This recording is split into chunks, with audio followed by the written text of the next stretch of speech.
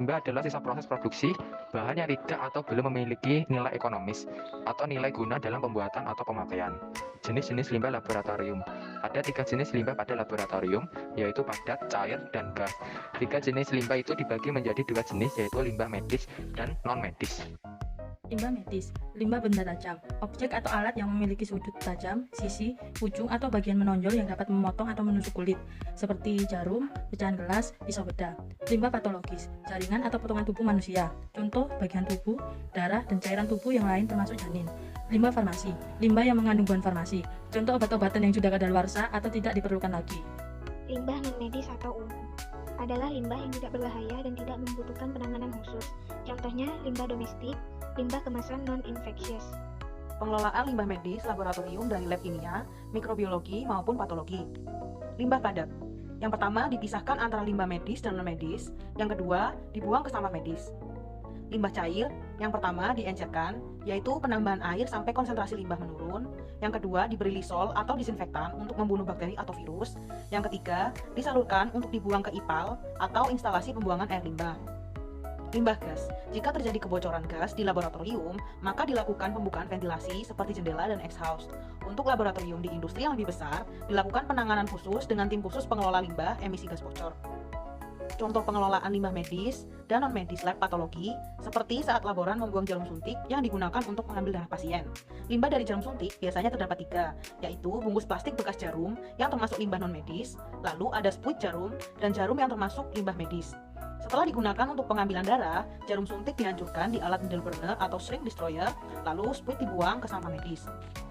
Contoh pengelolaan limbah lab mikrobiologi, yaitu ketika laboran membuat agar plate yang sudah digunakan untuk pembenihan atau duplikasi bakteri. Petri dish dan agar plate disterilisasi di autoclave terlebih dahulu. Jika sudah steril, agar dibuang ke sampah medis atau dihancurkan dan dialirkan dengan air ke dalam IPAL.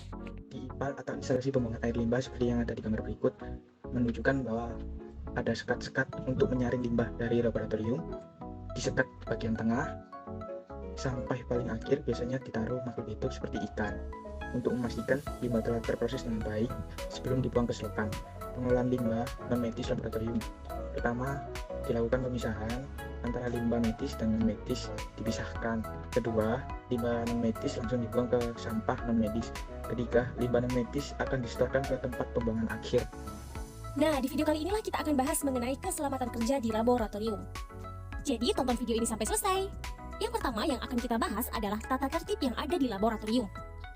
Nah, jadi ketika kamu masuk ke dalam laboratorium, ada beberapa tata tertib yang wajib kamu patuhi. Nah, garis bawahi wajib, artinya ini adalah tata tertib yang penting banget untuk keselamatan kamu. Yang pertama, kamu wajib menggunakan jas lab. Nah, seberapa penting sih jas lab? Kenapa kita nggak pakai kaos biasa aja tanpa jas?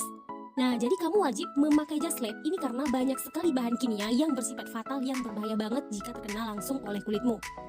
Nah, dengan kamu menggunakan jas lab, maka jas lab ini akan berfungsi untuk melindungi kamu selama berkegiatan di laboratorium. Yang kedua, tidak makan dan minum di laboratorium ya teman-teman. Nah, jadi kalau kamu makan di laboratorium, nanti dikhawatirkan akan ada terkontaminasi.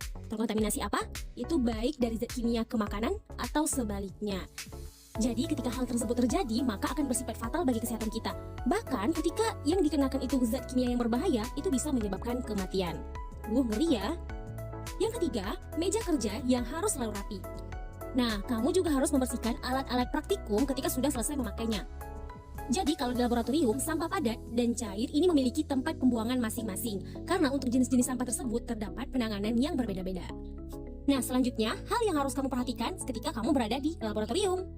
Nah, selain tata tertib yang tadi kita bahas, ada beberapa poin penting yang harus kamu perhatikan sebelum, selama, dan setelah kamu beraktivitas di laboratorium. Apa saja itu? Yang pertama, selain tadi menggunakan jas lab, kamu juga harus menggunakan masker yang menutupi mulut dan hidung, lalu gunakan kacamata pelindung, dan sarung tangan. Yang kedua, gunakan alat bantu seperti pipa kaca, pipet tetes, sendok plastik, atau pinset untuk mengambil zat-zat atau bahan. Nah, jadi harus dengan bantuan alat ya guys, jadi nggak boleh dengan tangan secara langsung. Yang ketiga, jangan mencium zat kimia secara langsung. Jadi, cara membawinya adalah dengan cara mengibaskan tangan ke mulut tabung. Yang keempat, ketika hendak memanaskan tabung reaksi, arahkan mulut tabung reaksi tersebut menjauhi wajah. Dan yang kelima, ketika kamu setelah selesai praktikum, jangan lupa kamu cuci tangan dengan sabun. Nah, itulah beberapa hal yang harus kamu perhatikan ketika kamu berada di laboratorium. ketika kita mengalami kecelakaan di laboratorium. Pertolongan pertama apa yang harus dilakukan?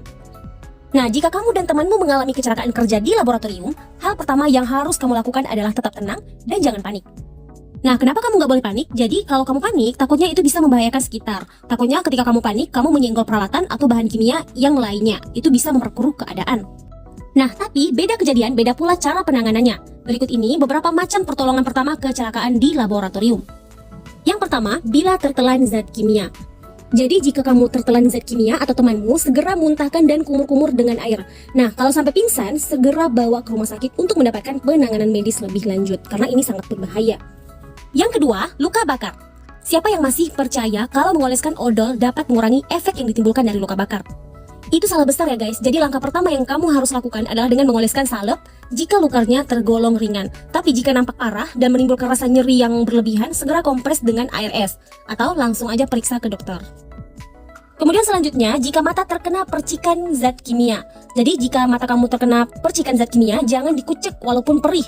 Jadi segera basuh dengan air bersih atau kalau masih perih segera bawa ke dokter karena bahan kimia itu berbahaya. Ini bisa menyebabkan kebutaan pada mata. Dan yang terakhir, bagaimana jika terkena asam dan basa kuat? Nah, jadi jika ada anggota tubuhmu yang terkena asam atau basa kuat secara langsung, kamu bisa menanganinya dengan mencuci tangan menggunakan air yang mengalir. Nah, tujuannya untuk mengurangi dari asam maupun basa kuat tersebut. Tetapi selain itu kamu juga bisa menetralisirkan dengan basa lemah atau bisa juga mengoleskan dengan salep. Nah, itulah tadi yang harus kamu perhatikan ketika kamu berada di laboratorium. Semoga bermanfaat. Assalamualaikum warahmatullahi wabarakatuh.